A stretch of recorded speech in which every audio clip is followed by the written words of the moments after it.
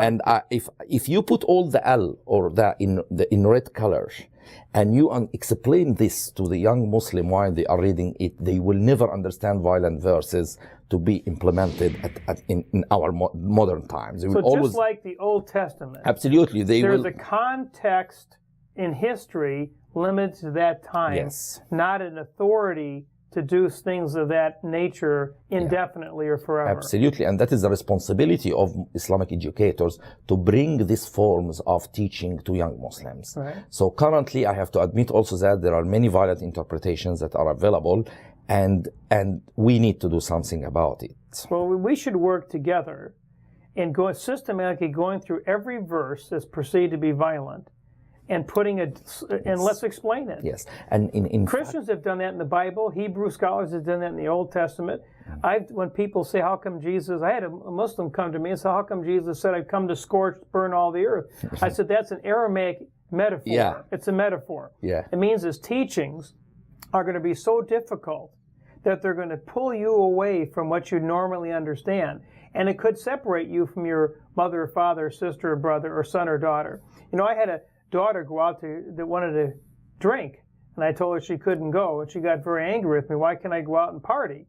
I said, "Because what we hear from the teachings of Jesus, which are difficult, that you can go out and have fun but not get drunk, and then before you know it, something terrible could happen." She got very angry with me. So that moment, Jesus, we said, "I will divide father and daughter." I was divided because of his teachings that moment with my daughter, but not with a real sword. I didn't kill her with a sword. She didn't kill me with a sword.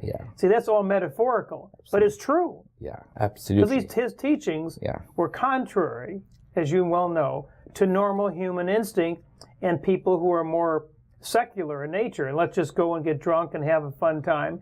You know, the holy books are saying, no, we have to put our lives in control and not become too promiscuous or too unresponsive to the teachings of Jesus. Absolutely. And so, what fascinates me, the same Christian scholars who argue what I've just told you vehemently about the Old Testament and the Book of Revelation talks about rivers of blood and everything else. They say, yes, but that's different. I said, how is it different?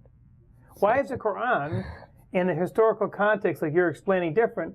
And not only can we prove it in history with the story, but now you're giving even grammatical evidence. Yes, absolutely. You're the first person, and I've read hundreds of books, as you know, about this subject, and heard countless people. You're the first scholar, that's why you're really an eminent scholar, to ever bring this, again, a small point that makes like a little seed that grows into a huge tree. Absolutely. It can make a huge change. Absolutely. In it. And in fact, you mentioned very important issue, how when you talked about the ways of understanding the text, one of the missions that I feel I have on my shoulders, that I believe also God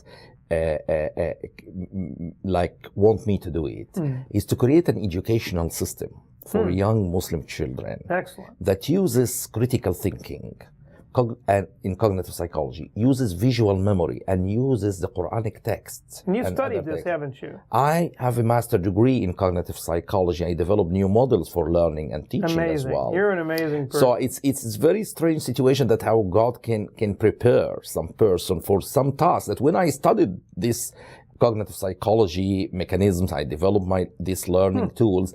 I never ever imagined that I will be using them in Islam. So it's now for me, some miracle is happening. And I'll give you an example how this could be used. One of the things that I believe is fundamental to us as humans to live with one another in real love and peace is not to be judgmental to one another. And this is what Jesus said clearly, لا تدينوا لكي لا تدانوا. Don't judge, otherwise you will be judged. And وبالدينونة التي بها تدينون تدانون. And by the way you judge others, you will be judged at the end. So this is fundamental principles. You agree with me in that? Absolutely. So when you take it to beyond the words and see how it comes to educational system, just imagine what I do to them. I draw on a piece of paper, a river. I called it the river of the truth. And at the end of the river, The truth is there at point 100. And there are two people, one at point 95 and another one at point 5. Then I ask the first question, who is better among these people? The children say 95 because he's closer to the truth. Excellent.